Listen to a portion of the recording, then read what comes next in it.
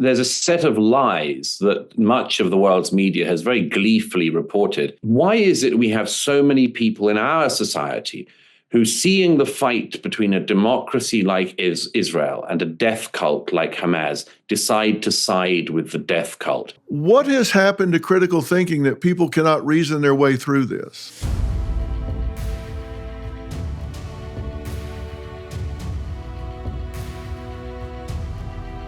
Welcome back to the Dr. Phil podcast. This is a special edition for me because I'm going to be talking to a man that I have long admired and learned a tremendous amount from. Today's guest is, to say the least, someone that doesn't shy away from the hard questions, and he's asking the ones that a lot of people are really afraid to dive into, particularly in the United States, and I think as much in the UK. Douglas Murray is a best-selling author. He's an award-winning journalist and one of the most provocative and fearless public intellectuals of our time. And he's really known for his razor-sharp commentary on politics, culture, identity, and conflict. And Douglas has written 8 critically acclaimed books, including The Strange Death of Europe, The Madness of the Crowds, and The War on the West. Now, his writing has been featured just everywhere that you can find intelligent writing: The Spectator, Wall Street Journal, The Times, The Free Press. And he's not just watching the collapse of the Western civilization from the sidelines, he's sounding an alarm. And his new book, which I have read cover to cover and then gone back and marked up extensively, and it's only been out a few days, is on democracies and death cults, Israel and the future of civilization. It's already sparking global debate. And in it, Douglas confronts the psychological and ideological war being waged in the Middle East and beyond, arguing that what's happening in Israel is not a regional crisis. It's a civilization crisis. He breaks down how extremist ideologies thrive on moral confusion and cultural self-hatred, and why the survival of liberal democracy depends on more than military strength. It's really about moral clarity, cultural confidence, and the will to survive. And I'm really interested in this cultural self-hatred, and I'd kind of like to start there. But first, Douglas, congratulations on this book. I've been deep into this conflict, studied it, written about it, talked about it, and even so, I learned so much from this book. So congratulations on the book. Well, thank you very much. It's such a pleasure to be with you and your listeners. You've written about this. You've talked about it a lot. I've watched so many of your interviews. What moved you to do this at this time, to talk about democracies and death cults? And you do refer to Hamas as a death cult. I couldn't agree with you more. Why did you feel moved to write about this at this point? It was several things. The first is I've covered conflicts in many continents now and have been in the Middle East a lot in the last couple of decades. But when the morning of October the 7th happened, I was at my home in New York, and I was horrified, as most of us were, by the news coming out of the brutality and the murderous, gleeful pro-death rampage that Hamas carried out that day, when about 4,000 terrorists invaded Israel and started slaughtering their way through the peaceful communities, through a dance party of young people, and much more. And I realized immediately this was, of course, a major event and a terrible event. But the next day, on the 8th of October, I went down to Times Square. And as I wrote about in the New York Post at the time, I went there and because there was a big demonstration that had been planned. And the demonstration was against Israel and supportive of Hamas. In the center of New York, whilst the massacre was still going on. And there were several things I realized at that moment. One was that the world might pass over the appalling events of the 7th very fast and get straight on, as they usually do, to what Israel's reaction to the atrocity might be. And I wanted to discover, research, speak to as many people as I could, victims, families, and much more. The first thing was to get an accurate account, as much as I could, of what had happened. The second was that I already realized that from that demonstration in Times Square, we were going to see an eruption of anti-Israel, anti-Semitic, and also anti-Western rhetoric from America and the rest of the West. And that's exactly what has happened in the year and a half since. And as I try to lay out in the book, one of the things I say is, isn't it extraordinary? Shouldn't it be disturbing to us that when the worst massacre of Jews since the Holocaust occurs, so many people in our society in America decide not to side with the victims after this era of saying, believe all women and so on. They don't believe women if they've been raped and they're Israeli. Instead of saying that they're on the side of victims, on this occasion, they find the victim and they pulverize them more. Why is it we have so many people in our society who, seeing the fight between a democracy like Israel and a death cult like Hamas, decide to side with the death cult? And it's a question I ask, and I hope I go some way to answer. You certainly do. And I was appalled at what happened. And, people have talked about Israel and their reaction to this and their retaliation to this. And I've really been kind of at a loss for words at times when people are critical of what they've done. And people said that they were brutally killing Palestinians and women and children. My thought about that was, this was part of Hamas's plan. Mm-hmm. It seemed to me they did what they did and then ran back into Gaza and hid among civilians, dressed as civilians, hiding in and under churches and schools and hospitals among the civilian population, knowing that Israel was going to strike back. And it seemed to me like this was all a plan from the beginning to turn international sentiment against Israel. And people said, man, it wasn't very long. It was like it didn't even last a month. It didn't last an hour, did it, before it started turning? Exactly. Some people pretend that Israel had the world's sympathy until it went in and started out its military operations in Gaza. But that's flat out wrong. Politicians and many other people across the West were already turning on Israel from the day of the 7th. And, to put it in context, Israel is a country of only 9 million people, as you know. And in a country of 9 million people, the barbaric slaughter and burning alive of people in their own homes was something that everybody felt, because 1,200 people in Israel were killed, 250 Israelis were taken hostage, including Americans, by the way, one of whom, Eden Alexander from New Jersey, 21, is still in Hamas captivity 18 months later. But if you extrapolated that out by population, in a country of 9 million people to a country of more than 300 million people here in the US, it would be the equivalent of if 44,000 Americans were murdered in one day and 10,000 Americans taken hostage. If that happened, I would submit that any American government of any strain, left, right, Republican, Democrat, would know they had to act.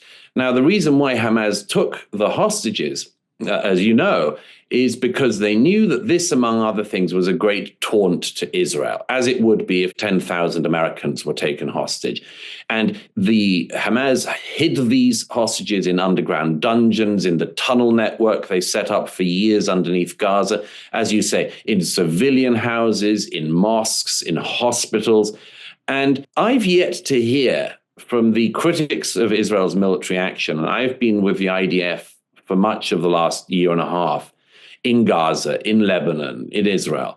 I've yet to hear from any of the critics, the significant critics of this, any plan that is different from Israel's plan that could have worked to bring the hostages home, because most have been brought home already, and they haven't been given up because of Hamas's kindness or goodwill. They've been given up because of the military force that Israel has projected against Hamas. But I've yet to hear anyone who has a sensible means of saying, I don't agree with what the Israelis did, but I've got a better plan for how they could have got back their hundreds of hostages or killed the leadership of the group that carried out this worship of death on October the 7th. And so, to my mind, Israel has been suffering in the last 18 months from not just the PTSD, effectively, the trauma of the massacre that occurred, but from the double trauma of so much of the world having so little empathy or sympathy with them as they try to get back their hostages and as they try to decimate the leadership of the death cult that did this. You've heard me talk about Jace Medical. If not, listen up, because they're doing incredible work in medical preparedness. And today, I've got two major updates to share. First up, the ivermectin use case. You've probably seen the headlines calling it a wonder drug. The scientist who discovered it even won a Nobel Prize, and now Jace is offering a 30-day supply at the best price you'll find anywhere. Next, the upgraded Jace case, an emergency supply of antibiotics delivered to your door. They've doubled the number of medications to 10 at just $20 more. And now, the most comprehensive and affordable kit available. Get it before you need it. Don't wait, order today. Visit jace.com and use code PHIL at checkout for a special discount. That's JASE.com, code PHIL. Your body is a system, and when it's running right, you feel focused, energized, in flow, but sometimes we struggle to find that flow state. Why? Because there's too much static in our system, brain fog, fatigue, and inflammation. The Echo Flask clears the static by infusing your water with molecular hydrogen, a natural science-backed gas that helps your body think sharper, recover faster, and run smoother. This is more than hydration. It's better focus, more energy, faster recovery, less internal stress, and longer-term benefits that keep you sharp. When your water works harder, your whole system does too. Find your flow state with the Echo Flask hydrogen water bottle and get an unlimited supply of hydrogen water at home and on the go. Visit echowater.com/Phil and use code PHIL for 10% off. That's echowater.com/Phil. Enter code PHIL to save 10%. Yeah, it's interesting that you bring that up. I was talking to one of the survivors at the kibbutz when I was in Israel not long ago, and I asked about PTSD, and she said, having lost family members, she said, I agree with what you're saying except for the P part. Yes. There's nothing post about this. This is right now traumatic syndrome. There's nothing post about this. It's ongoing. It's right now. And your extrapolation of the math is so right. I don't know how anybody would expect them to do differently. And when I've watched the media report on the deaths in Palestine, and they take the Hamas numbers as gospel. Like, are you kidding me? They just report them like, okay, we've got these numbers. They got them from Hamas. Yes. And we know those numbers aren't correct. If you look at the population concentration in the areas they're reporting from, the demographics there, that's not who's there. No. There aren't that many women and children in that area. These are combatants. These aren't civilians. There aren't women and children in that part of the world that they're part of Gaza that they're reporting of. And we have pretty good demographics on who's there. It's not that big of an area. That's right. There's a set of lies that much of the world's media has very gleefully reported. As you say, they repeat if the American government hands out statistics to the American media question the statistics quite rightly. They analyze them, they pick flaws in them. Yet when Hamas, a designated terrorist group here in the US, quite rightly, carries out a massacre and then talks about the casualty numbers on their own side, much of the American media just reports these figures as gospel truth. It's an extraordinary thing. And one of the other extraordinary things, it goes back to what you just said about the not being in the post period yet, still being in the trauma. The trauma for Israeli society is not just that this atrocity happened, but also that it was able to happen. That is, that there were breakdowns. I look at them in the book, obvious breakdowns in the security and intelligence apparatus of Israel that meant that the seventh was even possible, or to be, as it were, in the death cult's minds, as successful as it was. If you just consider that on top of that, on top of the suffering, on top of the fear so that things are broken down in the state's security apparatus, you then have that added trauma of the world not even having sympathy for you. And one example I give in the book, but I felt personally, was I got to know many of the people and spoke with many of the people who'd been at the Nova dance party when the Hamas terrorists came in and started raping and butchering and killing and chasing young Israelis across fields and mowing them down with machine guns. I spoke to a man whose daughter was killed at that festival.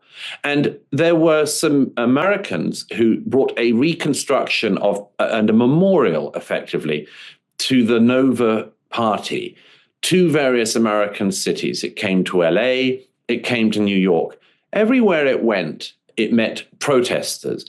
And in New York, when that memorial to the victims of the Nova party happened, there was a huge crowd that gathered in the streets outside of Americans in New York, or people who live in America, chanting for intifada, that is, for armed struggle, and chanting support for Hamas.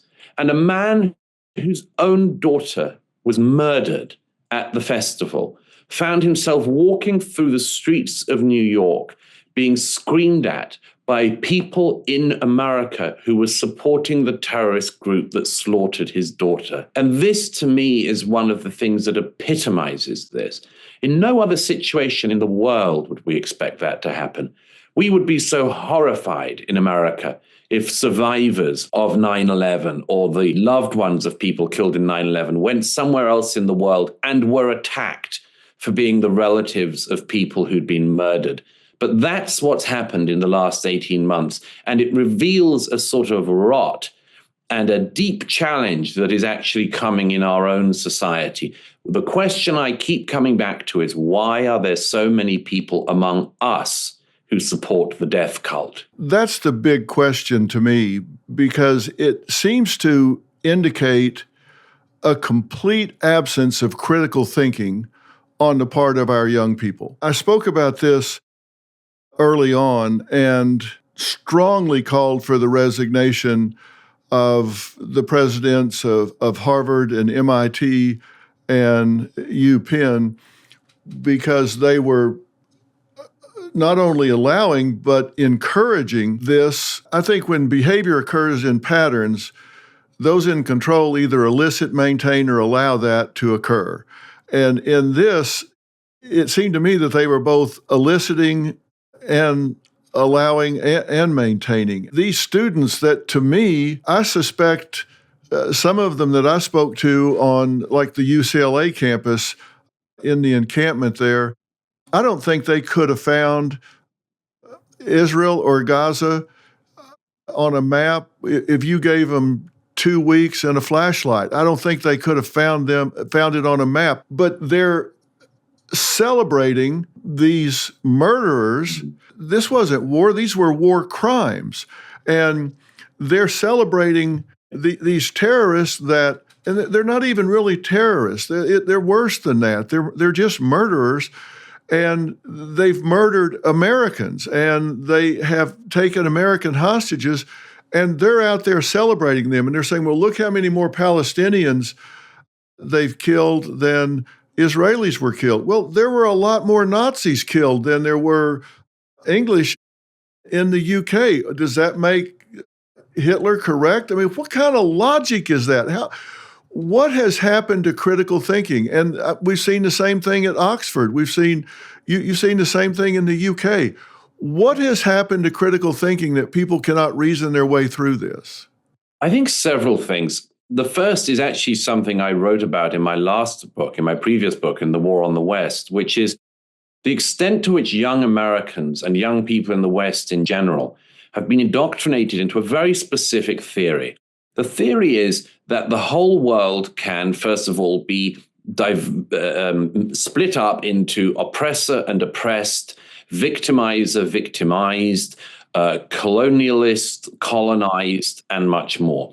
And the other thing that young Americans have been taught for many years is that they are guilty, that we in America are guilty by dint of being in America, and specifically of being Americans. But every Western country has had some version of this. And what it always comes down to, as I said in The War on the West, is the claim that we in the West are uniquely guilty of a set of crimes: slavery, colonialism, apartheid, ethnic cleansing, genocide, racism. The whole scorecard. As I said in The War on the West, first of all, most of it is complete rubbish and has been very, very badly misrepresented. For instance, it's true that America has a history of slavery, but every society in the world has a history of slavery. And uniquely in America and the West are we told that generations born centuries after the abolition of slavery should be brought up to believe they are guilty of it. And I said in The War on the West, what do you do to a society of young people when you tell them they're guilty of things that there is no answer to, because there's nobody alive did it and there's nobody alive who's the victim? And I wondered about that for a long time. I could see this system that was being set up that tells young Americans, particularly young American men, it has to be said, that they are uniquely guilty of historic crimes. I wondered what this would lead to, because, as I say, there is no mechanism for forgiveness or anything else. And one of the things that I've come to the conclusion on, and I say this on Democracies and Death Cults, is what we are seeing is what I think that any psychologist would describe as projection on a vast scale. These students and others in America are accusing Israel of crimes that they themselves have been told they're guilty of. They claim that Israel is a colonialist power when it's anything but. They claim that Israel is committing genocide when it's doing anything but. I mean, the population of Gaza has almost doubled since Israel withdrew from Gaza completely in 2005. They accuse Israel, one of the most diverse countries in the world, of being racist and white supremacist. This is projection on an unbelievably grand scale, but it's also, I would submit, incredibly dangerous, because at the root of it all is this presumption not just that Israel is uniquely wicked, but that the West is uniquely wicked.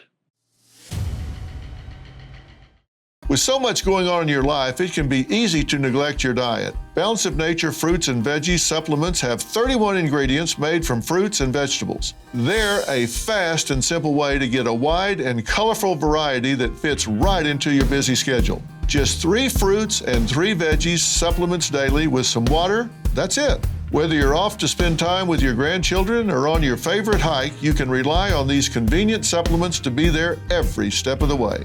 Start your journey with Balance of Nature. Call 1-800-246-8751 or go to balanceofnature.com to get a free fiber and spice supplement, plus 35% off your first preferred set as a new preferred customer with free shipping and our money-back guarantee. Go to balanceofnature.com or call 1-800-246-8751 and get this special offer by using discount code Dr. Phil. That's DRPHIL. Hey, Dr. Phil here. Your savings are at risk. With the economy on shaky ground, the dollar losing value, and a $2 trillion deficit, things could spiral.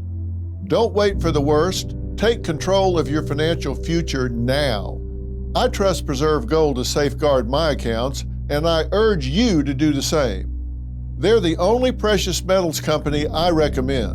What are you going to do to protect what's yours? Claim your special offer and learn how to reinforce your financial future. Visit drphilgold.com to get your free precious metals guide from Preserve Gold. With gold prices recently breaking records and analysts predicting this trend to continue through 2025, you cannot afford to wait. As a bonus, you can get up to $15,000 with a qualified purchase from Preserve Gold. So don't wait. Visit drphilgold.com today. It really is the West, not just Israel. And I think people in America have a hard time wrapping their heads around that. You mentioned earlier with the exhibit, and that was such a profound example. You say on page 120 in the book, one of the people inside the exhibit, Manny Manzuri, stumbled into the protest. His daughters, Roya, 22, and Norel, 25, were among those murdered at the Nova party, along with Norel's friend, Amit Cohen.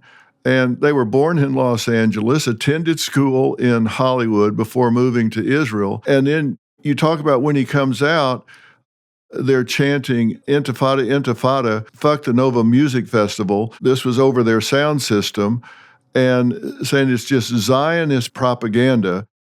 And they were talking about, they were having this rave next to a concentration camp.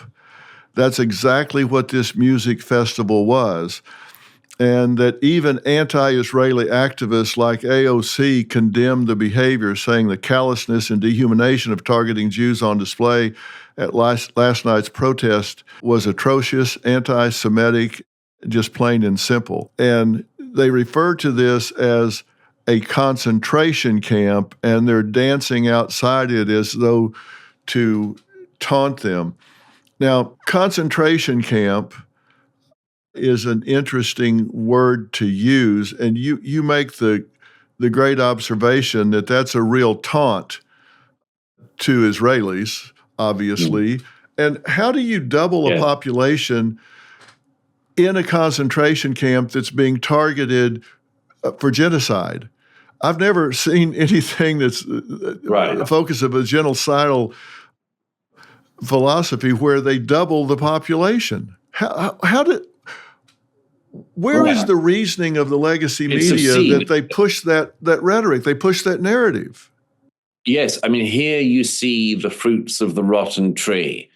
The rotten tree bears its fruits because the rotten tree has for years been making libelous, untrue, factually, demonstrably incorrect claims about Israel, just as it has been making such claims about America. Just as Americans have in recent years been told that actually America started in 1619, and again, this is not fringe, this is pushed by the New York Times, so these same people claim, without ever having been there or having been to the region, that Gaza is a concentration camp. Gaza is now pretty leveled because of the war that Hamas started. But Gaza in 2005 was handed back over to the Palestinians, or handed to the Palestinians, because, of course, beforehand Egypt owned it, but Egypt doesn't want it. It was handed to the Palestinians, and there were elections, and Hamas were elected, and for 18 years, Hamas got to run the Gaza. As you say, the population almost doubled in that time. Living conditions in Gaza were pretty good. They were much better than many neighboring Arab countries. And there was an opportunity that Hamas had, and the Palestinians in Gaza had, to create a thriving society that lived next door to its neighbor and which sought peace with its neighbor. But of course, Hamas wanted none of those things. And knowingly, the citizens of Gaza voted Hamas in. And from the moment that Israel withdrew from Gaza, the jihadist groups in Gaza, not just Hamas, but also Islamic Jihad and others, fired rockets into Israel. They constantly tried to break into Israel, invade Israel. And this claim that somehow, and again, it goes back to this anti-Americanism, anti-Westernism, this claim that somehow the Palestinians in Gaza don't have any self-determination or don't have any say in their own lives is demonstrably untrue. They literally had a say the moment that the Israelis left, and they voted in this death cult. And the subsequent years were extremely difficult for Israel because it didn't know effectively what to do with this neighbor beside it that was led by a group that wanted to annihilate every Jew on the planet. And once the war started after October the 7th, all these people, yes, they said Gaza was a concentration camp, as if any concentration camp in history has had, not just the population doubling, but a particularly youthful population as Gaza has had. And you'll notice that many people simultaneously have said in the last 18 months that Gaza is a concentration camp, but most of the people in it are young. I mean, it seems to me, you have to choose one or other on that, but you can't have both. And they have spread these lies, and then it ends up with people saying, who I'm sure many of them would pride themselves on their empathy. It ends up with people saying, well, those young people dancing at the Nova party at 6:30 in the morning when the terrorists started to come in and slaughter their way through unarmed young people just at a dance party, that those young people, the victims, are uniquely undeserving of sympathy. Because if you set up one lie after another, that's where you end up. If American kids have been dancing at a dance party in the early hours of the morning and were massacred, I would expect the world to have sympathy and empathy for them. And if the world said they were the culprits in some way, I would think the world had gone sick. Well, it's the same here. This episode is brought to you by Masa chips. For decades, chips were fried in tallow until big corporations switched to cheap seed oils. Now, seed oils make up 20% of the average American's daily calories, linked to inflammation and metabolic issues. Masa is bringing back the good stuff with 3 simple ingredients: organic nixtamalized corn, sea salt, and 100% grass-fed beef tallow. No seed oils, no junk, just a crunchy, sturdy chip that won't break in your guac. Masa Chips is beloved by tens of thousands of customers and has been endorsed by industry-leading health and nutrition experts like Ben Greenfield and Gary Brecka. Ready to give Masa a try? Go to masachips.com/merit and use code MERIT for 25% off your first order. That's masachips.com/merit and code MERIT for 25% off your first order. Let me ask you this, and I'm not going to hold you to a specific number. You run through this in the book.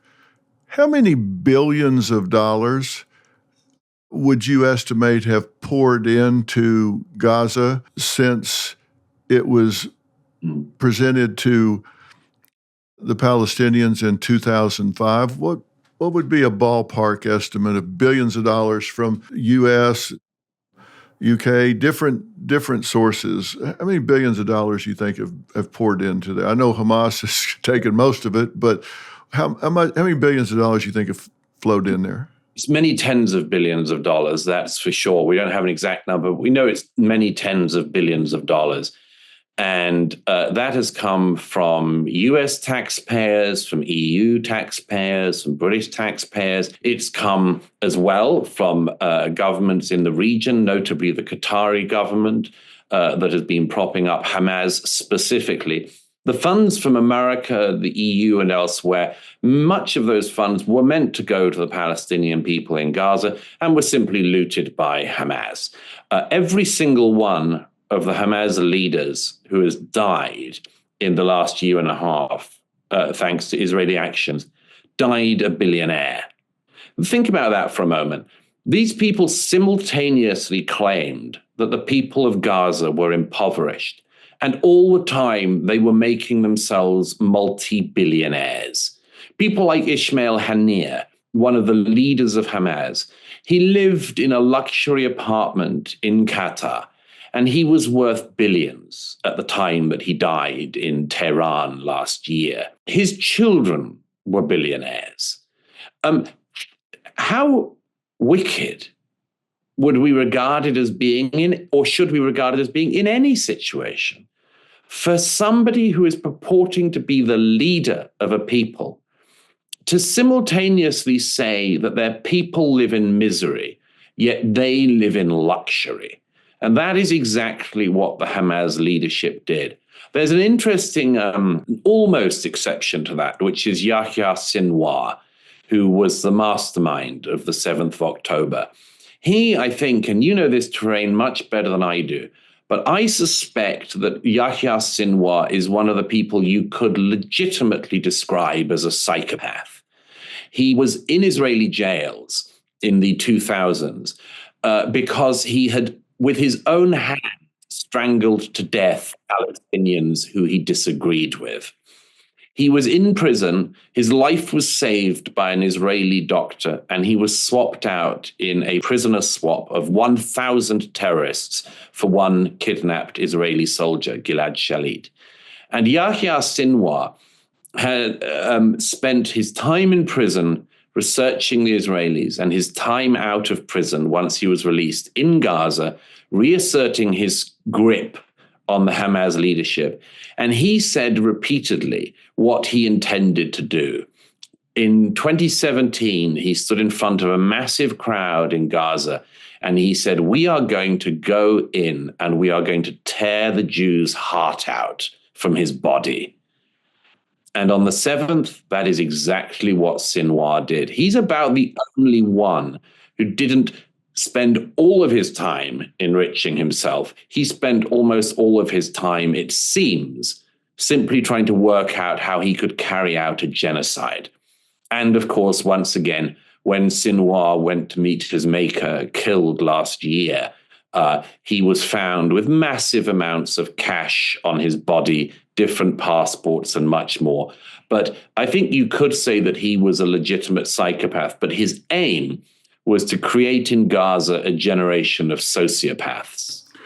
Well, people have different kinds of currency. And when you're dealing with a smooth-running psychopath, their currency sometimes is not monetary. Their currency is to, wreak havoc and pain and suffering on other people. It's to reach some kind of status where they're seen in some kind of exalted state, because you mix in narcissism with the psychopath characteristics, and you've got a real toxic individual when you're dealing with that. And that's what Sinwar appears to have really mastered, those traits and characteristics. And to make that trade, it's interesting if anybody had ever really sized this individual up, or any of these people, because you make the point in the book, and this is where I said I learned so much from the deep, deep dive that you made on this, that you say Americans and Europeans continued to throw money at this even after up to a dozen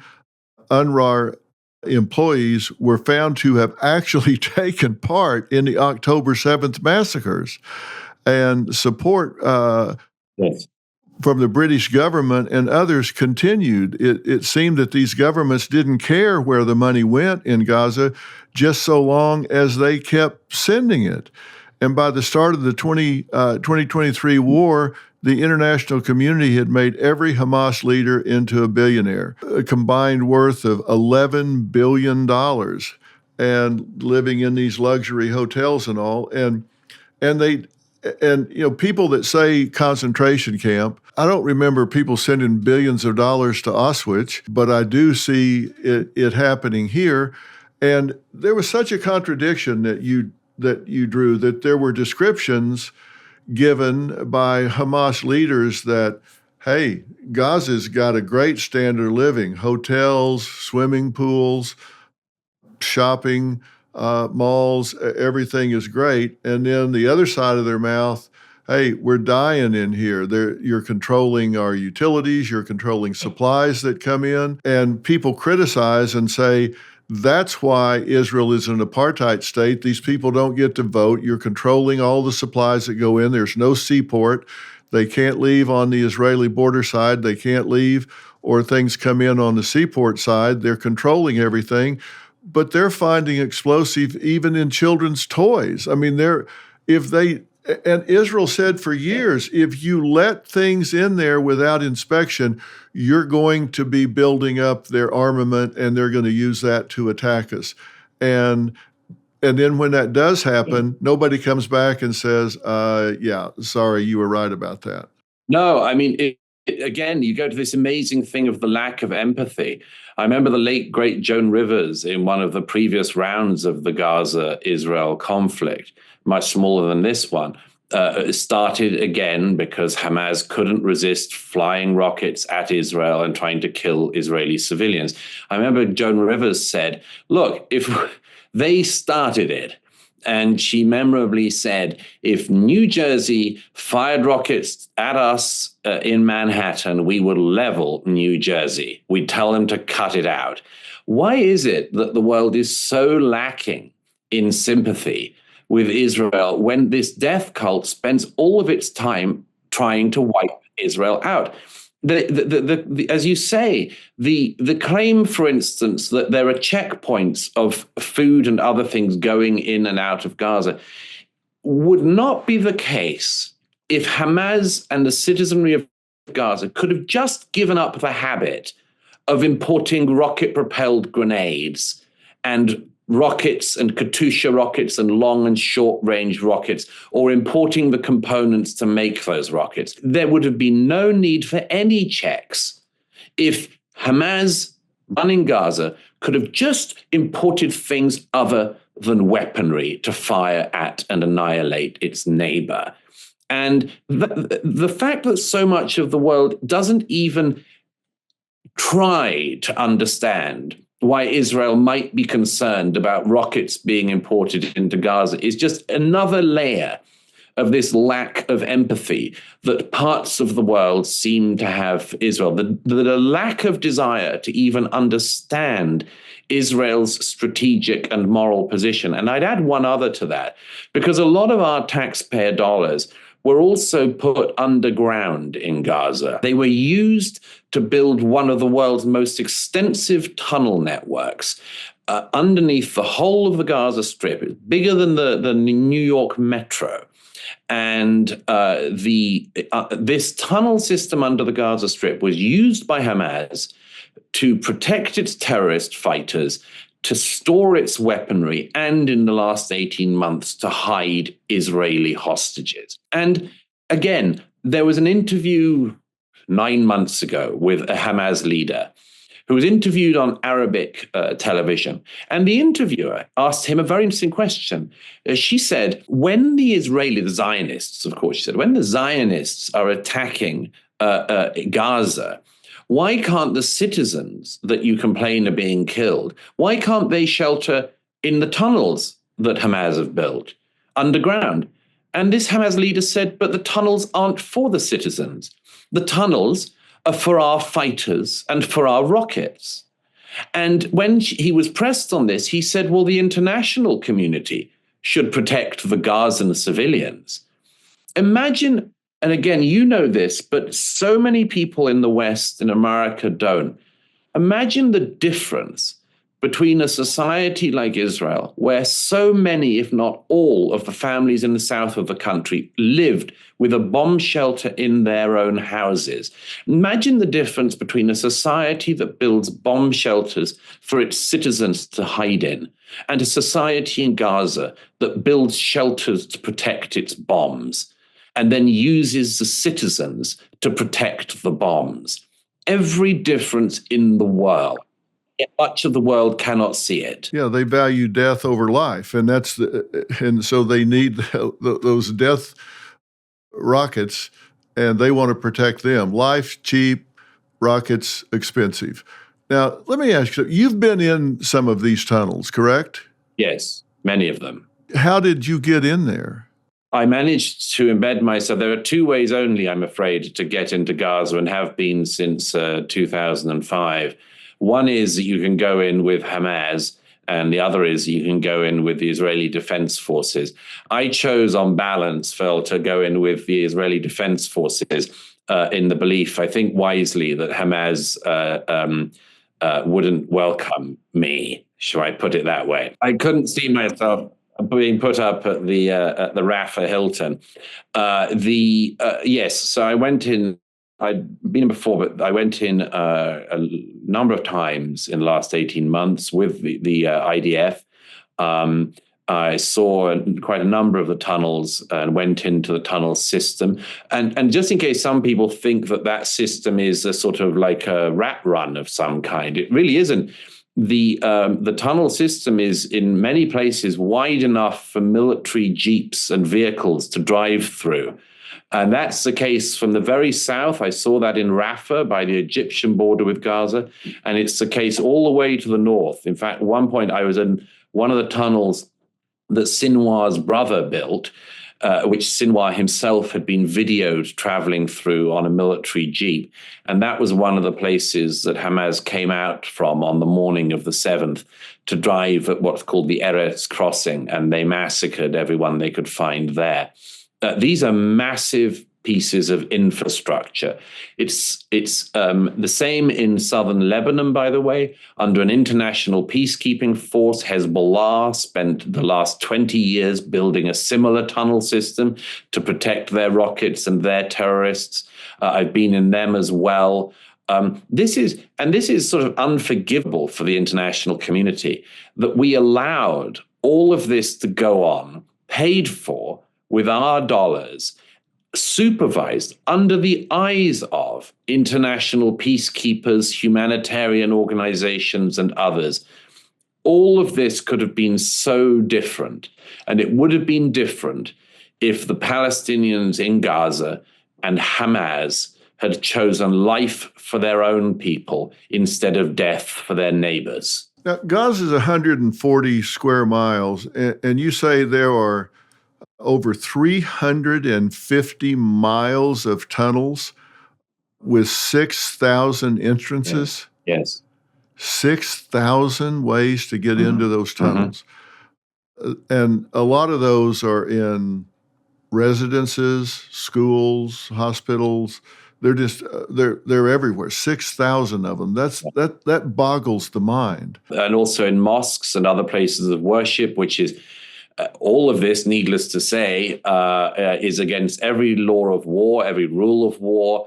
But it's just the case that Hamas not only doesn't obey any laws of war, as the IDF has to, as the American military has to, the British military has to, Hamas uses every law of war against its enemies. And that's why, by the estimation of soldiers I was with who were responsible for house-to-house checks in the Gaza, they reckoned that every second to third house in Gaza, throughout Gaza, either had weaponry, rocket-propelled grenades, Kalashnikovs, missiles.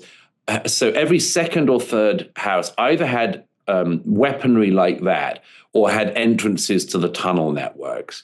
And as I recount at one point, very early in the conflict, the soldiers I spoke to said they had worked out that if they had requested that the Palestinians in Gaza move out of an area so that Hamas were left alone to fight, when they went house to house looking for Hamas terrorists and much more, they got used to the fact that they stopped searching in the kitchen or the parents' bedroom or the living room.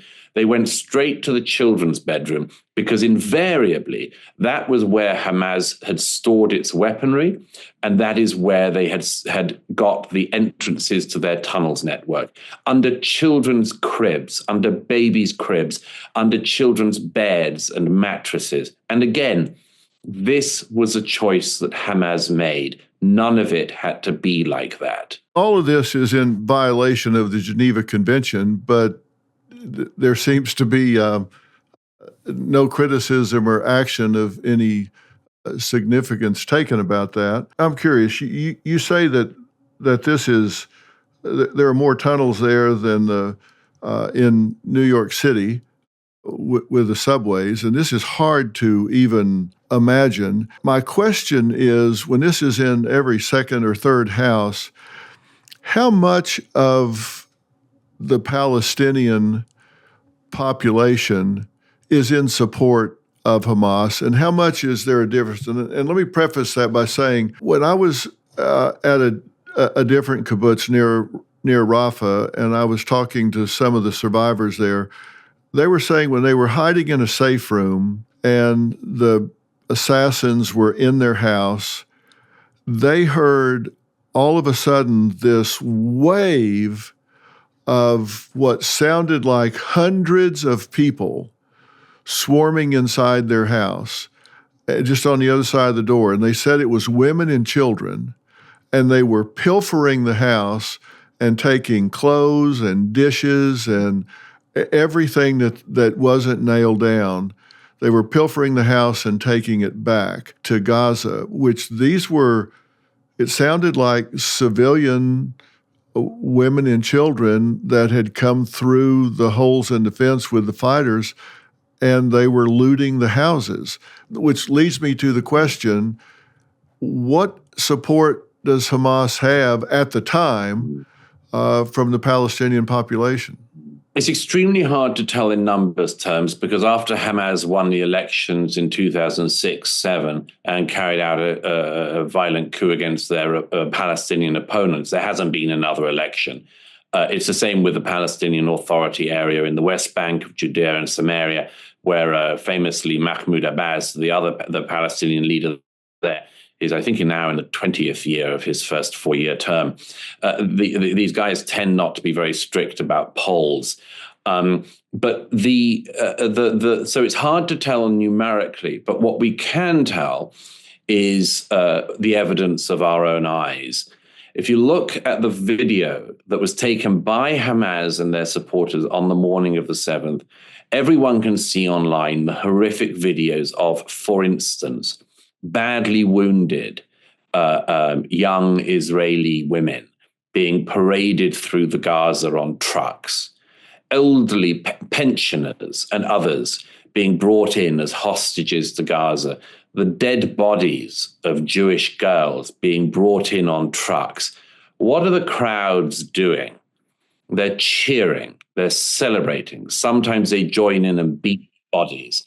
And this tells us something in the same way that no hostage who has come back from captivity, who I have spoken to, no hostage has any story of anyone in Gaza showing them the least human sympathy or kindness. A couple of hostages actually managed to escape from civilian homes that they were being held in and were immediately returned by Gazans who they bumped into. I do not think that you can say that absolutely everybody in Gaza is guilty, but I think that we can learn an awful lot from this. You know, I'm currently in DC, and I would like to think that whatever the challenges in our society here in America, if a truck came down the road now with the body of a woman who'd been raped and her tendons cut so she couldn't run away, the citizens of DC would not celebrate the people driving in. They would turn on them. And any good person would. But the Gazans have been taught to hate by a death cult Hamas that wanted all of this and more to happen. What do you say to the people that say this was not an invasion on October 7th, that this was part of resistance, that they have been held captive, that this is part of resistance that goes back way before 48, goes back hundreds of years, that this is just resistance and not aggression, it's just resistance? I say two things to those people. First of all, if it was resistance, if there was a legitimate claim for then to be a need for resistance against the Israelis by the Palestinians in Gaza or anywhere else, what kind of resistance movement goes around raping women, raping girls, raping men, murdering babies, removing the heads of people on the floor with shovels? What kind of resistance movement is this? And are you sure you want to be on its side? But the second thing I say to such people is, there have been, across the last 80 years, so many opportunities for the Palestinians, the Arabs, to seize the opportunity to create something good. In 1948, when the State of Israel was created at the UN, there was also the offer of a Palestinian state alongside the Jewish state, and the Arab leaders all rejected it and chose war against Israel instead. It was the same in 67, 73. It was the same again and again in the last 18 years. So many opportunities. People should remember that the so-called Palestinian Liberation Organization, the PLO of Yasser Arafat, was founded in 1964 with the aim of liberating all of the land from the river to the sea, to use the slogan that many Muppets have spent the last 18 months chanting. But every single time, the Palestinians, the Arab leadership, have chosen or have been persuaded to choose not coexistence, not living side by side, not dreaming the dream that so many people massacred in the South on the 7th were dreaming of, living together, Palestinians and Israelis side by side. So many of the people murdered on the 7th had precisely that dream. But since the Palestinians have not been dreaming that dream of coexistence, of peace, the dream has become more and more distant. I blame that mainly on that refusal and that rejection of the Arab leaders to accept that the Jewish state is not an invader, it is their neighbor, it is part of their region. And until the day that a generation comes along that wants to accept peace, there will only be war. I hope that generation comes fast. Our network, Merit TV, is based in the Dallas-Fort Worth area now. It's where I'm talking to you from. I spent 21 years in Hollywood, and I partnered in projects, network primetime shows and specials and other things with some of the biggest power brokers in Hollywood that were Jewish, the biggest names in Hollywood movie and television. I have to tell you, I was dumbstruck when October 7th happened to not hear a peep out of these people that I had partnered with that were, I never discussed their religious activities with them in great depth, but I know they were observant Jews. I don't know how fanatical they were, but I know they took it seriously. And I could name a dozen that to this day, not a peep out of them. No leadership, no position, no nothing. Interesting. What do you make of that? That's a very interesting observation. I think a lot of American Jews are scared, have been very scared, not just by the activities, the atrocities of the 7th of October, but by the backlash we've just been discussing here, by the number of Nazi supporters and Nazi sympathizers on American streets and in American institutions. So I think a lot of people have worried deeply and tried to keep their heads down. I should say that many others, and I've met many of them in Israel and also in America, have decided, Jewish and non-Jewish, this is not the time to keep your head down. This is the time to put your head above the parapet.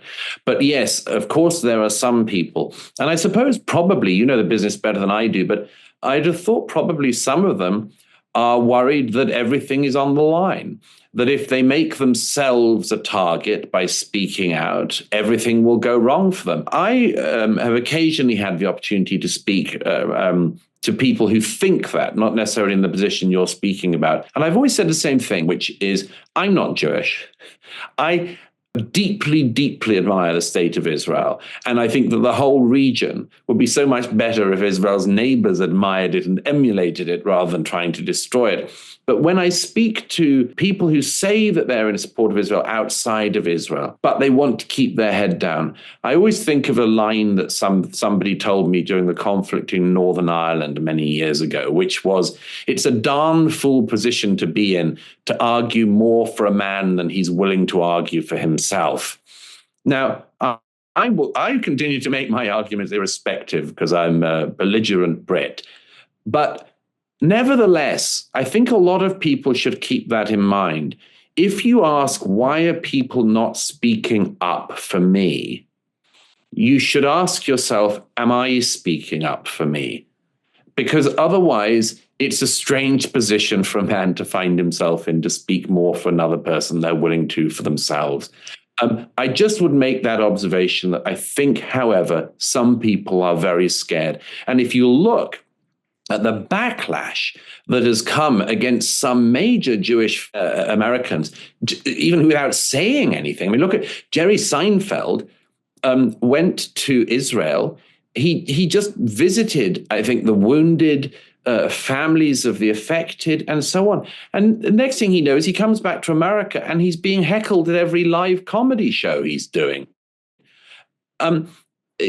So people are right to be worried about backlash, but nevertheless, I say this is not the time to worry about this. This is the time to speak up, not just for the Jewish people, not just for Israel, but for civilization and civilized values itself. Because if we don't speak up now, it's going to get a hell of a lot worse everywhere, especially here at home.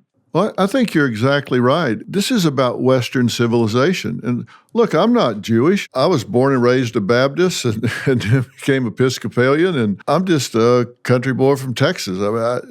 But I do know right from wrong. And when I see things happening like this, it's real hard to turn a deaf ear and a blind eye when I see things happening for which there is no moral equivalent. I hate that that children or anyone is losing their lives in Gaza. I hate that. That's not a throwaway statement. I hate that people are losing their lives in Gaza. I absolutely hate it. They say otherwise, but it was not Israel that on October 7th did what they did. People say, well, but before that, they did thus and so. There's no moral equivalent for what happened that morning. The IDF has been to my house and brought me classified video from the GoPros and body cams of the invaders that they were able to recover, and from the cell phones of those that were killed. And they took those cell phones from their bodies, and I'm sure you've seen some of that footage. And there's like 48 minutes that they've compiled, and there's some other footage that they've provided me that I've seen. And people say, well, why don't they just show all that? I don't think you can put that out. Some of that stuff you can't unsee. I totally agree. And this was a very, very big moral debate and a media debate happening in Israel and everywhere after the 7th, considering that on this occasion that, the terrorists were so happy with their crimes that, as you say, they recorded them, they GoPro'd them, they WhatsApp videoed them. This caused a big problem because many Israelis and others said, show everything, put it all out. And my view, having seen all the video earlier on, was this shouldn't be viewed by anyone who doesn't need to see it for professional reasons. And, it's a very difficult issue for the media, and particularly for the issue of social media, but we have been there before. We have been here before in the 2010s when ISIS was running rampant, and in fact in the 2000s with Al-Qaeda.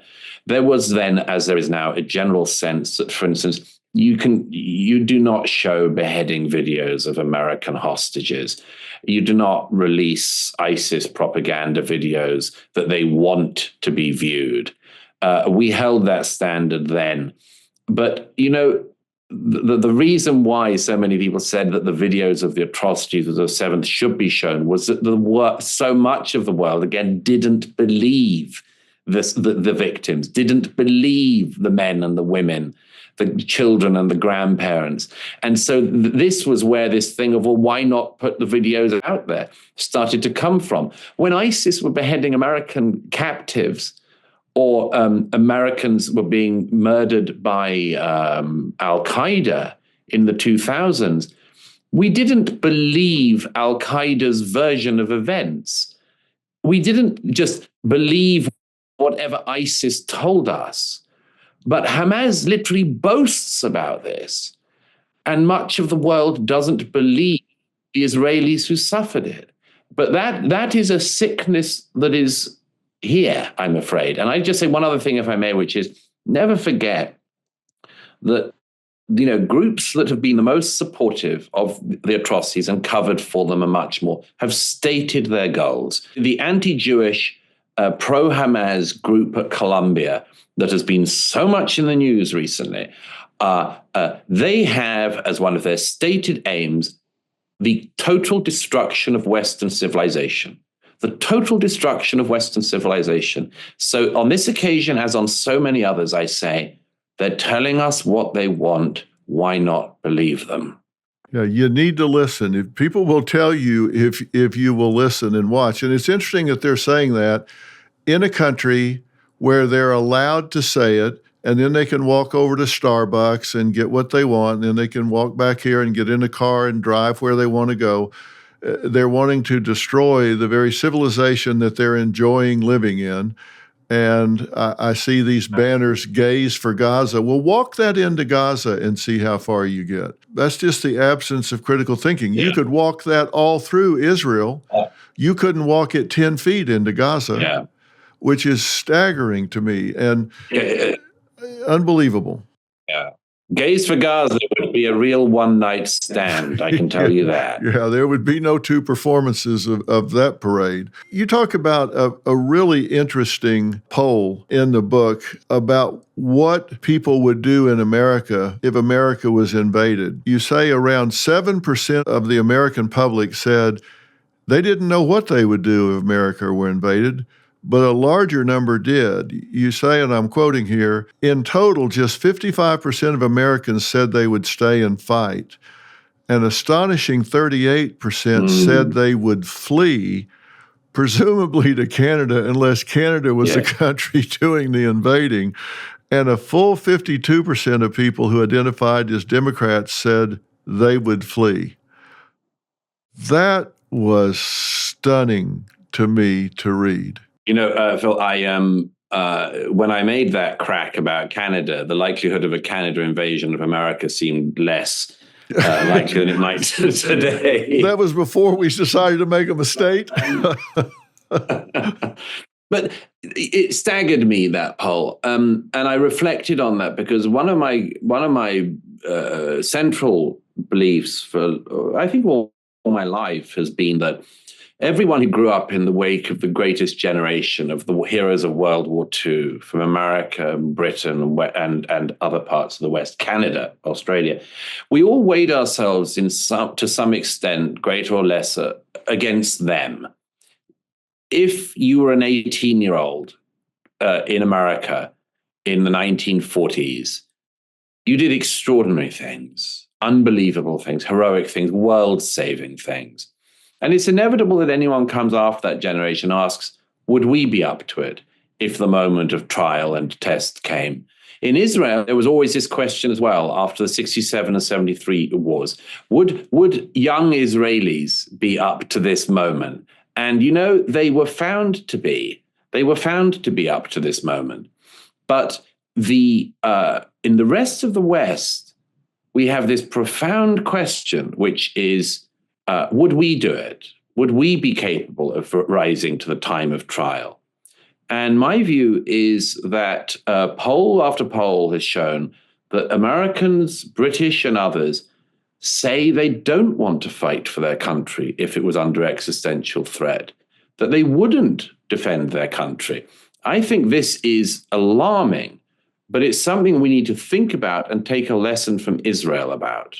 Yeah, and even worse than that, and this is kind of off the point, but in America right now, 70% of young people wouldn't qualify for military service health-wise. They're sitting around looking at their phones, and of course, you take who you can get when you're being invaded, but we've got kids sitting around looking at 2-inch screens instead of going out and getting some exercise, so that could be a problem. I really do think, and it's one of the reasons I wrote this book was because I was so inspired by what I saw the young generation who had been to a great extent dismissed by older Israelis as weak. I was so inspired by seeing them raise themselves to the moment. And I believe that, and I've written about this a lot, but I believe that we have been deliberately demoralized in America and the rest of the West in recent years. We've demoralized young people in particular. We've told them that the best thing is the cult of victimhood and much more.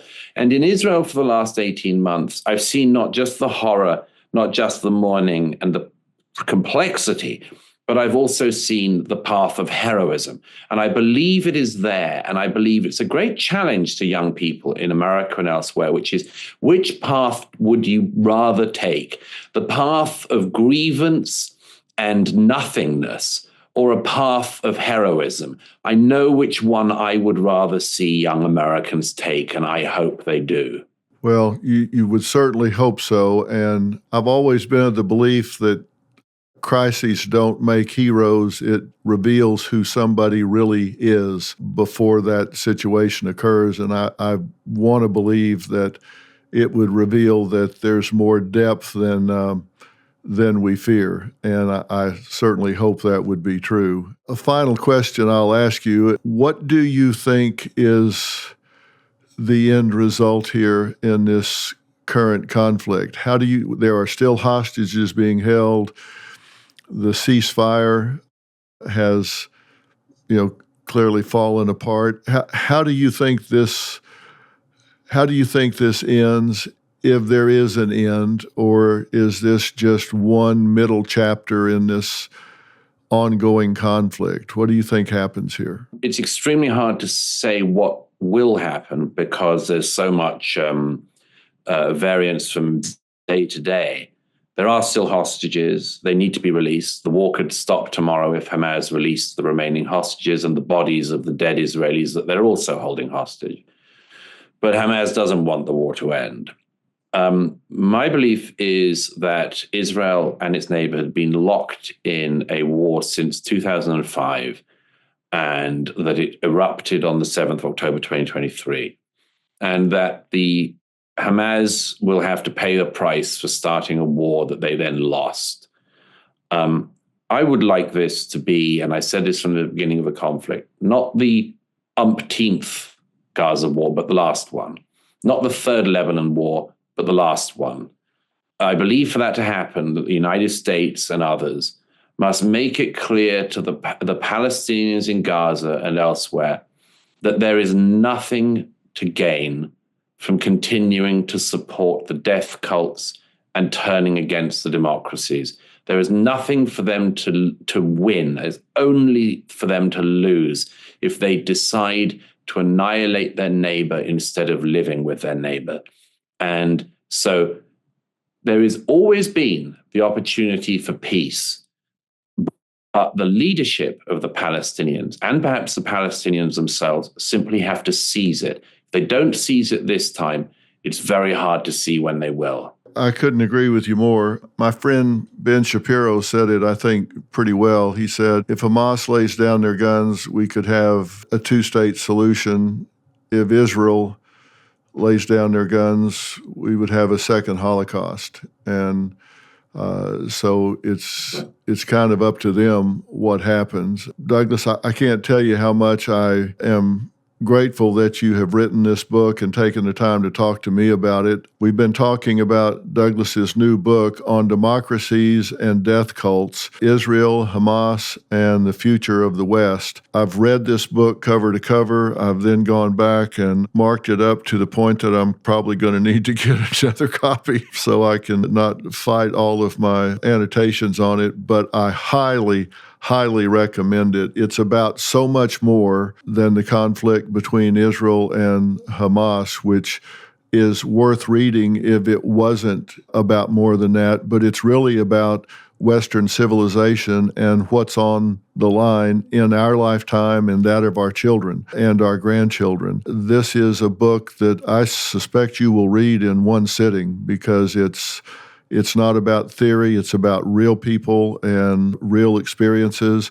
He's been on the ground there. He has dug into this and talked to the people impacted by it. It's about true stories, real stories, and tremendous insight. So I highly recommend that you get this book and read it, and I would order it today because it will change your life. It will change the way you look at things. So, Douglas, thank you so much for taking the time to talk to us, and I look forward to seeing you in person very soon. It's been my honor to be with you and your audience. I look forward to seeing you in the great state of Texas soon. Thank you very much. I appreciate your time. We'll talk soon.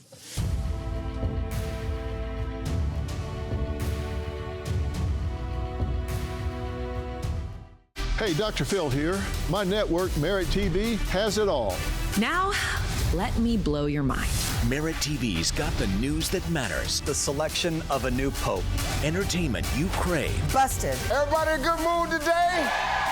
And live events. Surprise. What am I, chopped liver? With serious punch. Big shots. Go to merittv.com and download the Merit TV app today.